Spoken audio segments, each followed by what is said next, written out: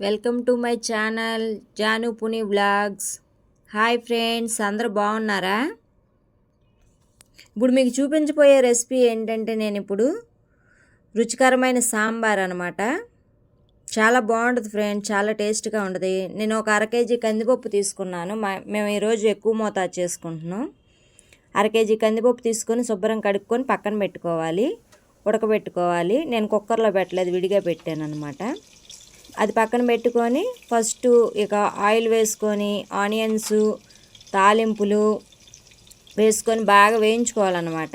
జీలకర్ర, చిన్నుల్లిపాయి, కరివేపాకు అన్నీ వేసుకొని బాగా వేయించాలి ఫస్ట్ ఆయిల్లో.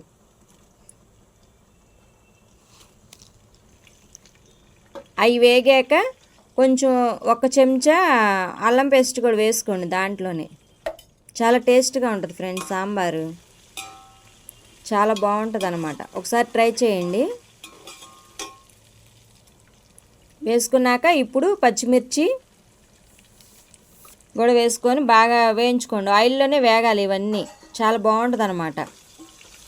తర్వాత సొరకాయ ముక్కలు, క్యారెట్ ముక్కలు, బెండకాయ ముక్కలు, ములక్కాయ అవన్నీ కూడా మొత్తం చక్కగా మీరు కట్ చేసి పెట్టుకొని వేసుకోండి. ఆయిల్లోనే చక్కగా వేగాలన్నమాట. ఆయిల్లోనే సొరకాయ, క్యారెట్, బెండకాయ, ములక్కాయ బాగా ఆయిల్లో వేగాలన్నమాట. వేగి దాంట్లో మగ్గాలి. తర్వాత వంకాయ వేసుకోండి. వంకాయ వేసుకొని కొంచెం ఉప్పు వేసుకున్నారనుకో అది ఇది రాదు, బాగుంటుంది అన్నమాట. ఇవన్నీ వేసుకొని చేసుకుంటాం కదా ఫ్రెండ్స్, చాలా బాగుంటుంది. కూరగాయలన్నీ కూడా చాలా టేస్ట్ వస్తుంది అన్నమాట. ప్లీజ్ ఫ్రెండ్స్, మా ఛానల్ మీకు నచ్చితే కనుక సబ్స్క్రైబ్ చేసుకోండి, లైక్ చేయండి, షేర్ చేయండి, కామెంట్ చేయండి ఫ్రెండ్స్ ప్లీజ్. అవి వేగాయి కదా, టమాటాలు వేసి బాగా వేగించుకొని మగ్గబెట్టుకోవాలి. నేను కొత్తిమీర బాగా ఎక్కువ వేస్తాను ఫ్రెండ్స్, ప్రతి దాంట్లో కూడా. లాస్ట్లో అంటారు కానీ నేను కూర ఎప్పుడైనా సరే ఉడికేటప్పుడే వేసేస్తానమాట. కొత్తిమీర వేసాను, పసుపు వేసాను, ధనియా జీరా పౌడర్ కూడా వేసాను. తర్వాత కారం కూడా వేసి అన్నీ ఆయిల్లోనే చక్కగా వేగాలి, మగ్గాలి. చాలా టేస్ట్ వస్తుంది ఫ్రెండ్స్, చాలా బాగుంటుంది అన్నమాట. రుచికరంగా ఉంటుంది సాంబారు.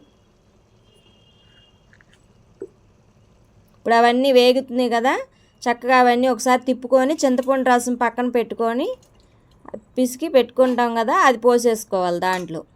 చింతపండు రసం, పప్పు కూడా మెతిపేసుకొని దాంట్లో పోసేసుకోవాలి. ఇప్పుడు పోసుకొని తగినంత ఉప్పు వేసుకొని తగినంత నీళ్ళు పోసుకొని బాగా మరగబెట్టేసేయాలన్నమాట. మరిగాక దింపుకోవడమే ఫ్రెండ్స్, చాలా టేస్ట్గా ఉంటుంది. మీరు కూడా ట్రై చేయండి ఫ్రెండ్స్.